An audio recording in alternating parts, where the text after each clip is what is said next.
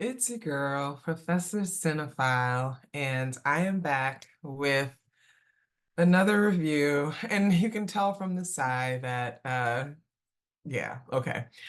This time I am reviewing the American Society of Magical Negroes. Oh God, this movie is so bad. All right. Okay, so I have to give you the spoiler check. You guys know. If you don't want any spoilers, stop here, come back when you're ready after you've seen the film and let's discuss. Okay. So when I first heard about this film, I was actually like, oh, maybe this is going to be good because I appreciate satire. I know what magical Negroes are. Hey, film scholar. And I was very interested to see like what would be the turn and what would be the story. David Allen Grier is amazing. I love Aisha Hines. I'm just like, this is going to be pretty cool. And I like Justice Smith. I've seen him in a few things, and I really like what he's moving and shaking, in Hollywood. So I was like, okay, this could be good. And then I saw the extended trailer in which the story seemed to be about him like falling for this woman who visibly appears to be white. She's white and Asian, right? The actress is Irish and Taiwanese, but she appears, she presents as white. And I was just like, so how are they gonna do? Okay, well, how does that? I had a lot of questions, right? So I was just kind of like, oh, okay, well, I'm gonna have to see it for the culture. So I did. Um, I haven't wanted to walk out of a film in a very long time. Like even like some really bad films, at least I can kind of sit and walk and sit through them and kind of be like, all right, this is, no, I wanted to walk out of this film. And here's why. Oh my gosh, this movie had so much potential. I mean, there were so many times where I was just like, go right. And they went left. So many dropped balls, so many missed opportunities. And it starts with having a biracial character who, like the actor, raised by a white woman, be the protagonist in this story. I don't know what's going on in the world of Hollywood or what have you, but there seems to be this growing prioritization of biracial actors who are biracial with at least one Black parent. And shout out to them. Everybody wants to act, not their fault that they were born that way or what have you. But I am noticing that we are prioritizing them in stories where we're talking about oppression and issues like that, that not saying that they don't affect them, but they do have particular privileges. They have skin color privilege, they have access to things. I mean, many of them are raised in, spaces where money isn't much of an issue. And there's just a difference when you're raised by a white mother versus a Black mother, but that's a whole other conversation. I really struggled with that, and I do not think it was a good casting choice, and I do not think that it was a good thing to work into the story. But then I looked at who the director was and the writer and director, and then I was like, okay, I don't think that's the person who should have been doing this. Had Spike Lee done this, oh my gosh, I think we probably could have had one of the greatest works of art.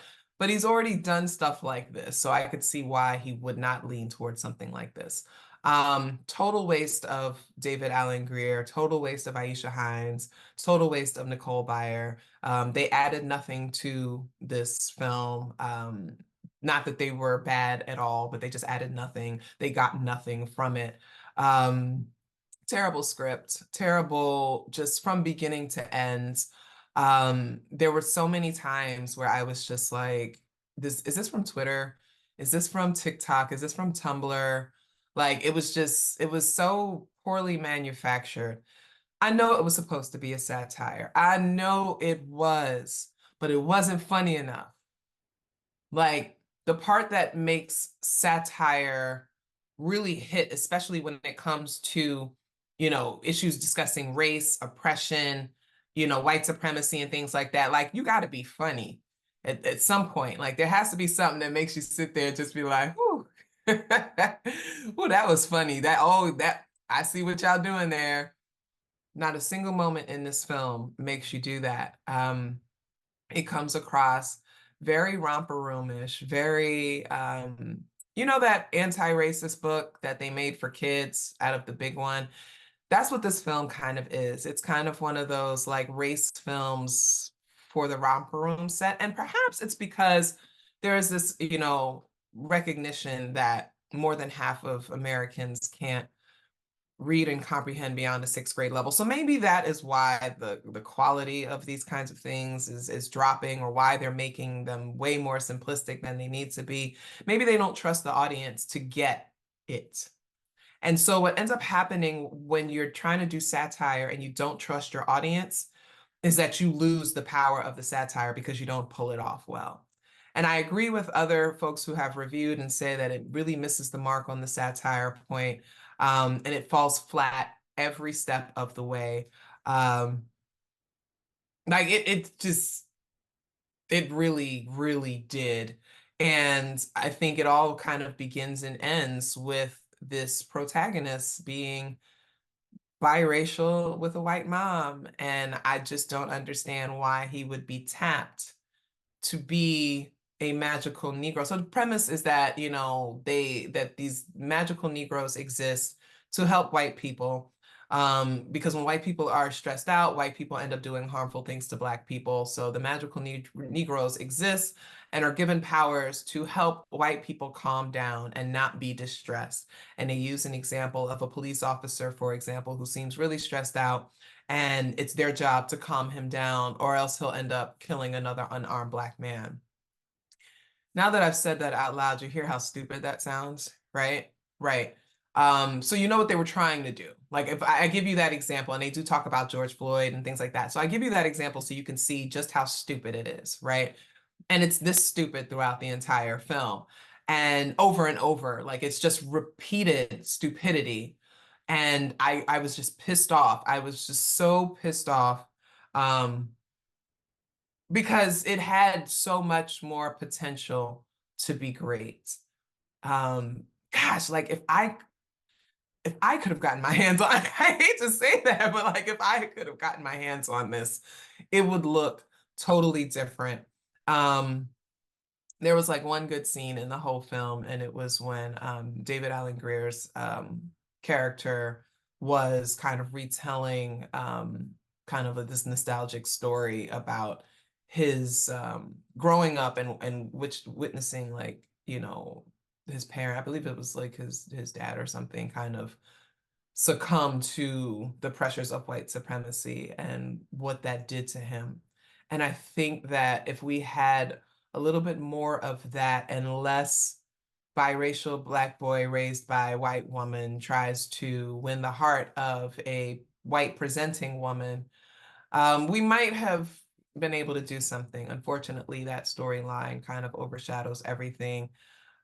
Even when he's confronting the white guy, so he has a client, and he's actually supposed to be helping this client, this white guy who seems really, really stressed out, and he's working at a big social media company, and he's supposed to be you know, basically, if we don't calm him down, he's going to do something harmful. And he's part of a project that creates facial recognition. And then the scandal comes out that the facial recognition doesn't recognize Black people. And he doesn't seem to think that it's much of a problem. And he's one of those like casual racists or whatever. And this guy, Justice's character, is supposed to help him feel better about himself, right? And I'm just like, yeah, no, this doesn't work. Doesn't work. And I guess the whole point was for Justice's character, Aaron, to find his way and find his voice or whatever. But I'm still trying to understand what voice a biracial young boy raised by a white woman in modern times, what voice does he have to find? Okay, no shade, no tea, but for a film like this, that's not the character that you should have had. I'm just gonna keep it 100. So, um, Don't go see this movie. Like, I'm sorry. It only made like they said it barely made $1 million at the box office. And like, I get it. This is not like Book of Clarence where I was telling you all like the trailer really ruined it. And it's a great film. Go see it. Don't pay attention to what they're saying. Go see it. No, no, actually. I don't think they're being hard enough on this film. As I said, I have not wanted to walk out of a film in a very long time. And I'm going to give this film a one, just be one heart. It's going to get one heart just because David Allen Greer is one of my favorite actors. And I just love that he's still working and I want to give him his props. And that one also kind of includes Justice because I think that he was actually kind of cute in this film, like in terms of his acting, and I think he's growing for sure. They just did not have good material. It was absolutely horrible. Shout out to Aisha Hines, always getting a check. Everybody talks about Kiki and these other people. Aisha Hines was in everything. Like that woman will work. Shout out to her, collect them checks. But this was beneath you. You knew when you were doing it. You knew that when you were recording this. You knew when you read the script. You knew when you were recording it. You knew when you were acting, standing there like this, like fucking Hogwarts magician, that this was a shitty ass movie. You knew that. But shout out to you for getting the check. Um, no, this movie, oh my God, it's absolutely horrible. Don't go see this movie. Sorry, it's absolutely terrible.